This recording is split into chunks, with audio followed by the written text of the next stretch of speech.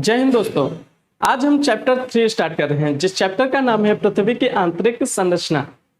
पृथ्वी की आंतरिक संरचना 3 तरह के होते हैं। पहली है अप्राकृतिक स्रोत, दूसरी है पृथ्वी की उत्पत्ति संबंधी स्रोत और तीसरी है प्राकृतिक स्रोत। अप्राकृतिक स्रोत के अंतर्गत 3 संरचना है: घनत्व आधारित स्रोत, दाब आधारित स्रोत, ताप आधारित स्रोत। फिर प्राकृतिक स्रोत, ज्वालामुखी आधारित स्रोत, ये प्राकृतिक स्रोत है, उल्का पिंडों से प्राप्त साक्ष्य। फिर तीसरा है भूकंपी तरंगों पर आधारित स्रोत। पृथ्वी की उत्पत्ति संबंधी स्रोत, इसके बारे में हम पढ़ाएंगे क्योंकि यही पूछा जाता है। पृथ्वी की उत्पत्ति संबंधी स्रोत 3 तरह के होते हैं। पहला होता है crust, metal, crude. Crust, metal, crude, उसके बारे में हम पढ़ाएंगे। आप इसका स्क्रीनशॉट ले लीजिए।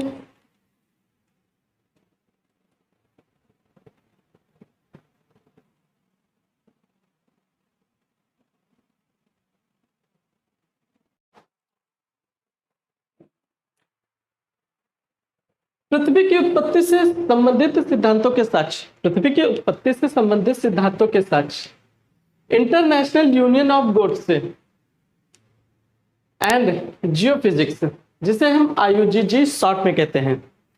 International union of geodesy and geophysics, जिसे हम शॉर्ट में IUGG कहते हैं, के शोध के आधार पर पृथ्वी के आंतरिक भागों को 3 तरह से बांटा गया है। पृथ्वी के आंतरिक भागों को 3 तरह से बांटा गया है, जिसे हम भूपट्टी या क्रस्ट कहते हैं, मेटल और क्रूड। भूपट्टी क्या है? IUGG ने इसकी मोटाई 30 किलोमीटर मानी है। भूपट्टी की जो मोटाई है IUGG ने इसे 30 किलोमीटर माना है। अन्य स्रोतों के अनुसार या 100 किलोमीटर बताई गई है। IUGG के अनुसार 30 किलोमीटर बात मानी गई है और अन्य स्रोतों के अनुसार 100 किलोमीटर बताई गई है।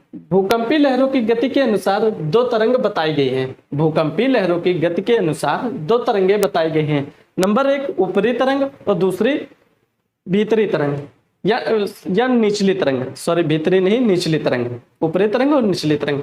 ऊपरी तरंग है जो ऊपरी भाग में पी लहर की गति, ऊपरी तरंग है तो उस ऊपरी भाग में पी लहर की गति 6.1 किलोमीटर प्रति सेकंड बताई गई है और निचले भाग की पी लहर की गति 6.9 किलोमीटर बताई गई है, 9 किलोमीटर प्रति सेकंड बताई गई है।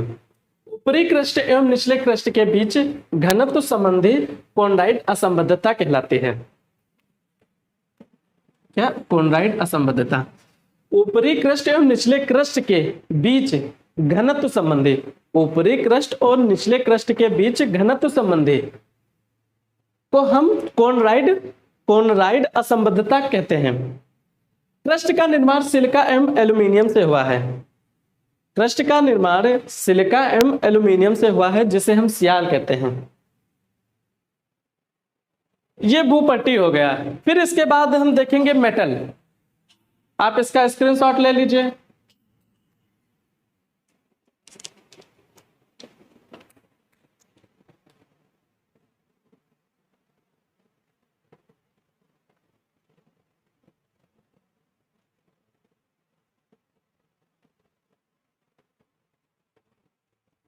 आइए देखते हैं मेटल।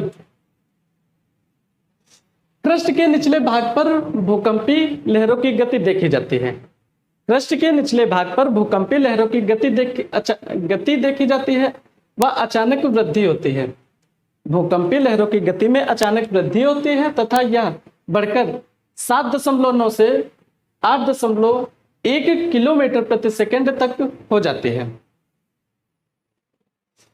इस क्रस्ट के निचले भाग पर मेटल पाया जाता है।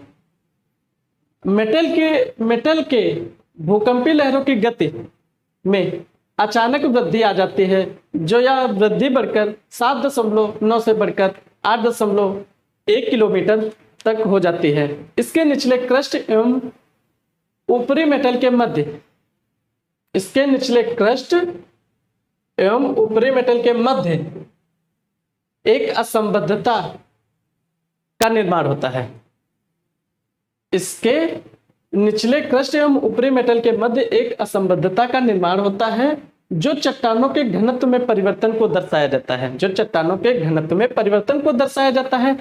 इस असंबद्धता की खोज 1909 में रूसी वैज्ञानिक ने मोहोरोविकिक ने की थी। इस असंबद्धता की खोज रूसी वैज्ञानिक मोहोरोविकिक ने की थी। इस मेटल का निर्माण श्यामा, जिसे हम सिलिका और मैग्नीशियम कहते हैं, जिसे हम सिलिका और मैग्नीशियम कहते हैं। इसकी गहराई है जो 200 से, सॉरी, इसकी गहराई, एक मिनट,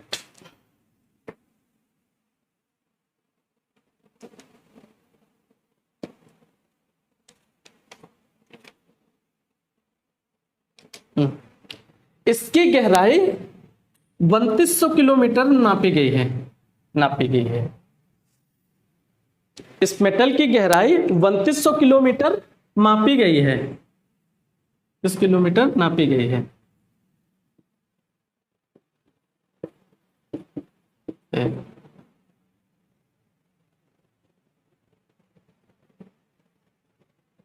फिर आता है क्रोड, जिसे हम इंग्लिश में कोर कहते हैं। निचले मेटल के आधार पर पी तरंगों की गति में अचानक परिवर्तन आ जाता है। निचले मेटल के आधार पर पी तरंगों की गति में अचानक परिवर्तन आ जाता है तथा यह बढ़कर 13.6 किलोमीटर प्रति सेकंड हो जाती है। यह बढ़कर 13.6 किलोमीटर प्रति सेकंड हो जाती है। यह चट्टानों में एकाएक परिवर्तन देखा जाता है। फिर से देखते हैं। निचले मेटल के आधार पर पी तरंगों की गति में अचानक परिवर्तन आ जाता है तथा यह बढ़कर 13.6 किलोमीटर प्रति सेकंड हो जाती है। यह चट्टानों में एकाएक परिवर्तन देखा जाता है, जिसे एक प्रकार की असंबद्धता उत्पन्न हो जाती है। जब 13.6 किलोमीटर प्रति सेकंड हो जाती है तो यह एक प्रकार की असंबद्धता उत्पन्न देखी जाती है। इसे हम गुटेनबर्ग असंबद्धता कहते हैं। जब एक असंबद्धता देखी जाती है उसे हम गुटेनबर्ग असंबद्धता कहते हैं। गुटेनबर्ग असंबद्धता से लेकर 6300 किलोमीटर तक की किलोमीटर गहराई तक के भाग को क्रोड कहा जाता है। 6300 किलोमीटर के भाग को क्रोड कहा जाता है। इसका निर्माण नेफे, जिसे हम निकेल और लोहा कहते हैं, या इसे निकेल लोहा कहते हैं, इसे नीफे से हुआ है।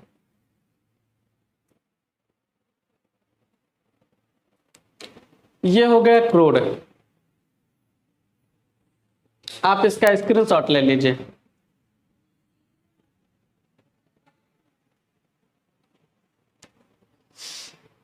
थोड़ा एक पॉइंट और रह गया था मेटल में।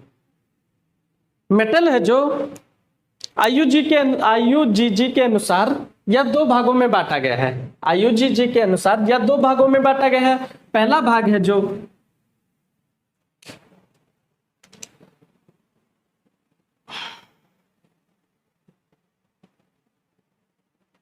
हाँ 100 से 200 किलोमीटर बताया गया है। फिर 200 किलोमीटर से 3200 किलोमीटर बताया गया है आईयूजीजी ने।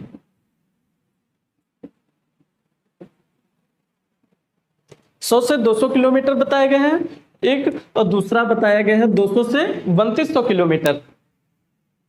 अब क्रोड में है। क्रोड को दो भागों में बांटा गया है। नंबर एक,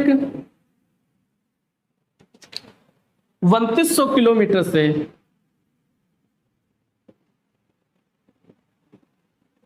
5150 किलोमीटर तक बताया गया है। और दूसरा जो भाग है 5150 से किलोमीटर से 6371 किलोमीटर बताया गया है। या किसने बताया था? आयुजी जी ने।